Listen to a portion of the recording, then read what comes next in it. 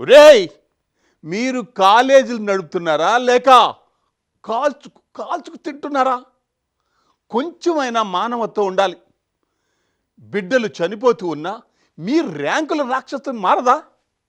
మీకన్నా రోడ్లపై కుక్కలు మేలు కదా, అవైనా కొంచెం కనికరంతో ఉంటాయి. మీకు అది కూడా లేదు. ఎక్కడో ఒక చోట ఎవరో ఒకరు మీ టార్చర్కు ప్రాణాలు వదులుతున్నారు.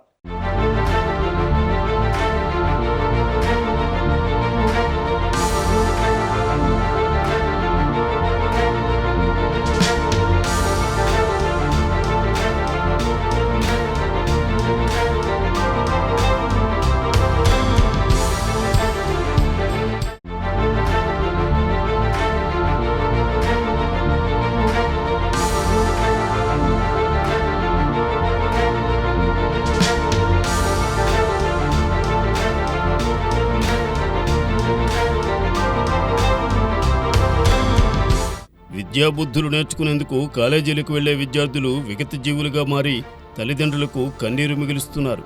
యాజమాన్యాల చదువుల ఒత్తిడి, మార్కుల టెన్షన్తో విద్యార్థులు వరుసగా ఆత్మహత్యలకు పాల్పడుతున్నారు. మా బామ్మర్ది ఇక్కడ ఇంటర్ ఫస్ట్ ఇయర్ చదువుతున్నాడు. అయితే ప్రాపర్ షాద్నగర్ ఇక్కడికి ఇంటర్మీడియట్ చదువుకోవడానికి వచ్చాడు. అయితే నిన్న రాత్రి ఇట్లా హ్యాంగింగ్ చేసుకొని చనిపోయాడని ఇన్ఫర్మేషన్. అది ఎట్లా అంటే స్ట్రెస్ వల్ల ఏమి సబ్జెక్ట్స్ ఏమి అర్థం కావడం వల్ల అర్థం రావట్లేదని దానివల్ల చనిపోవాల్సి వచ్చింది.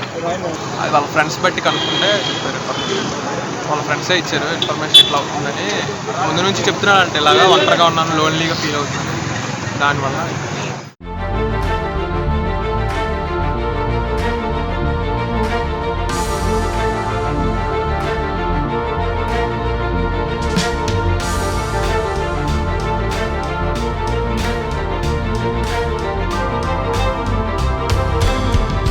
విజయవాడకు చెందిన కౌశిక్ రాఘవ మియాపూర్లో కల్వరి టెంపుల్ వద్ద ఉన్న ఓ జూనియర్ కళాశాలలో ఎంపీసీ మొదటి సంవత్సరం చదువుతున్నాడు. తన హాస్టల్ గదిలో ఫ్యాన్ కూరేసుకుని ఆత్మహత్యకు పాల్పడ్డాడు.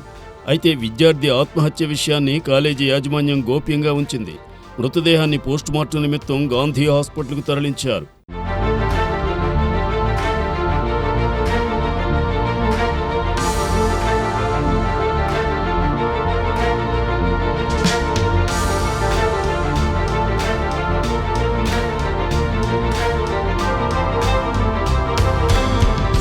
విషయం తెలుసుకున్న విద్యార్థి తల్లిదండ్రులు, బంధువులు శ్రీ చైతన్య కళాశాలకు చేరుకుని నిరసన తెలిపారు.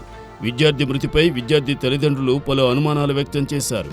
శ్రీ చైతన్య కళాశాలలో విద్యార్థులపై తీవ్ర ఒత్తిడి తెస్తున్నారని, మానసిక వేధింపుల వల్లే కౌశిక్ రాఘవ ఆత్మహత్యకు పాల్పడ్డాడని ఆరోపించారు. వెంటనే కాలేజీ యాజమాన్యంపై కఠిన చర్యలు తీసుకోవాలని డిమాండ్ చేశారు.